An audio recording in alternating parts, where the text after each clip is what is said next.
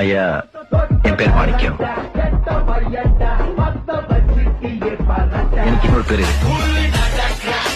Big Boss season 9 விதிப்படி housemates எல்லாரும் luxury ஹவுஸ்ல இருக்கும் போட்டியாளர்கள் சொன்னதை கேட்கணும். அதுக்காக லக்ஸுரி ஹவுஸை சுத்தம் செய்ய விஜய் பார்வதியும் வாட்டர்மெலன் ஸ்டார் திவாகரும் அனுப்பப்பட்டாங்க. ஆனா அங்க ரம்யா, ஜோவும் சுபியும் வேலை வாங்குறோன்னு சொல்லி ஏதோ கூலி வேலைக்காரன மாதிரி கமாண்ட் பண்ண ஆரம்பிச்சிட்டாங்க. அந்த சினிமா சவுண்ட் எஃபெக்ட் போட்டா கூட குறையாது. இவங்க சுத்தம் செய்யும் வேலையில விஜய் பார்வதிக்கு பீரியட்ஸ் வலி வந்திருக்குது. அப்போ பார்வதி சொல்றாங்க, இன்னைக்குன்னு பார்த்து எனக்கு பீரியட்ஸ் அண்ணா, சீக்கிரமே இந்த இடத்த விட்டு போகணும். அதுக்கே திவாகர் ரொம்ப அக்கறையோட சொல்றார், ஐயையோ நீ ஏன் வேலை செய்யற, கிராம்ஸ் எல்லாம் இருக்கும், நீ விடு, நானே பண்ணிக்கிறேன். அந்த ஒரு வார்த்தையாலே ரசிகர்கள் உறைந்து போனாங்க. அந்த திவாகர் தான் தற்பெருமை பேசி எல்லாரையும் கடுப்பேற்றியவர் தானே. இப்போ அவனே மனித புனிதன் மாதிரி பேசுறாரேன்னு நெட்டிசன்ஸ் ஷாக். ரசிகர்கள் கமெண்ட்ல எழுதி தள்ளுறாங்க, பெண்ணின் வலியை புரிஞ்ச மனிதன் நீதாண்டா, வாட்டர்மெலன் ஸ்டார் இல்ல டைமண்ட் ஸ்டார். இப்போ சிலர் சொல்றாங்க, திவாகர் சீசனின் content king, Vijay Parvathy content queen, இவங்க 2 பேரும் சேர்ந்துதான் பிக் பாஸ் டிஆர்பியை தூக்குறாங்கன்னு. மொத்தத்துல